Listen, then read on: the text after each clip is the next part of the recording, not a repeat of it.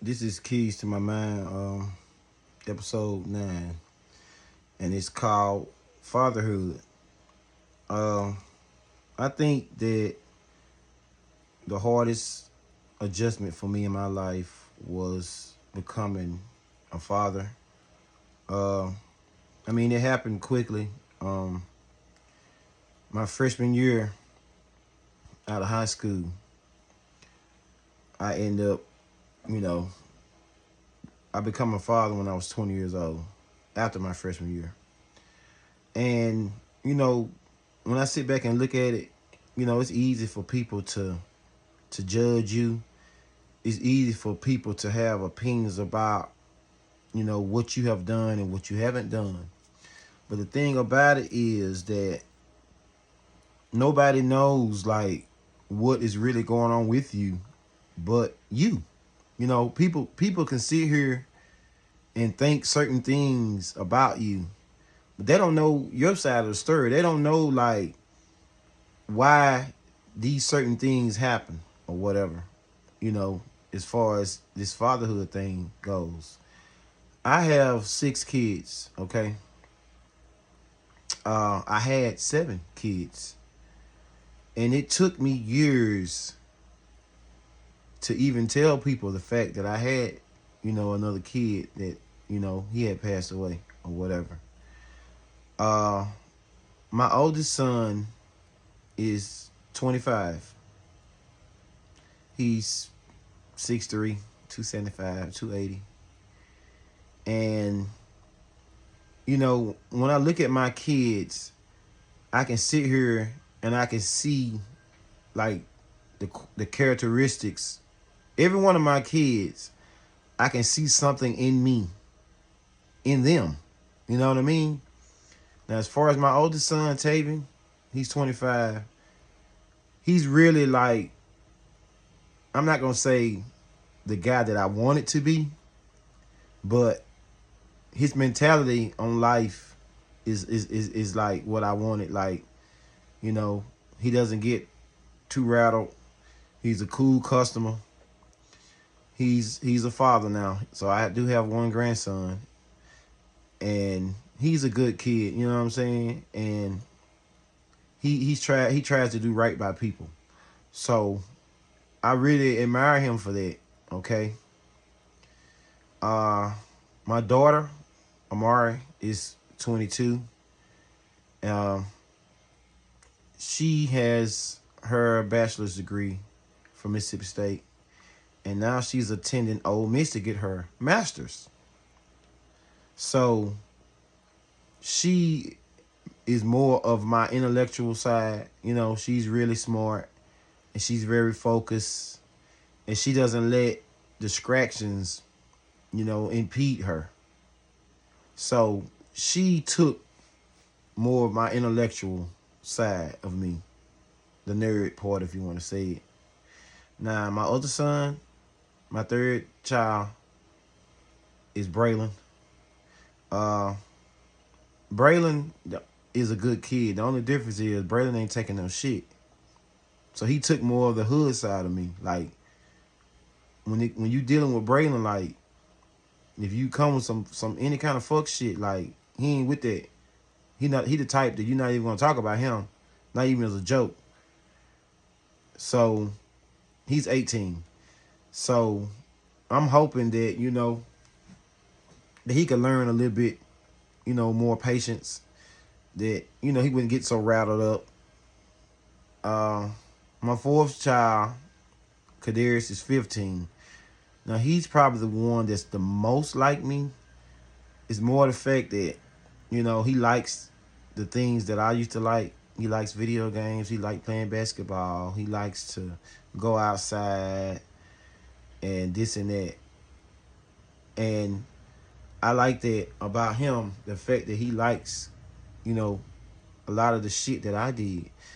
The only thing about it is, like I said, I kind of wish I could take a little bit of Braylon and put a little bit of Braylon, not a lot, but put a little bit of Braylon into him. You know what I mean? Just to toughen him up a little bit. Um, my fifth child, Kennedy, she's 8 years old. My daughter, my second daughter. Uh, she has a sparkling personality. Uh, but the thing about it is, then I realized this, that, I probably got her spoiled. I'm not the only one. But, when she doesn't get things her way, I mean, she clowns and she acts up bad or whatever. So I want her to learn a little bit more humility. I want her to learn her manners, you know what I mean? And to learn that everything that she wants, she cannot get. So that's a work in progress. And my baby is 3 years old, Tylen. Now, with him, I don't like to judge my kids until they're at least 5 years old, until you can really see like what it is. But the thing about him is he has a non-stop motor. Like he goes like he's wide open. You know what I'm saying? So, and he's a smart kid. So, like I said, I don't really like to put my judgments or how I judge my kids until they're at least 5 years old, because I feel like when you're younger than 5, you're still in your baby stage. You're not into this stage where I can really just judge you off of your actions. But the thing about being a father is, especially when you have different baby mamas, everything you fucking do is wrong, bro. It don't matter what you do. It's not good enough. It's wrong, and it's this and it's that and whatever. But the thing about it is, and I tell people this, and some people don't like this, but when it comes to the women, when it comes to these baby mamas, tell these children the whole fucking truth, bro. You know what I'm saying?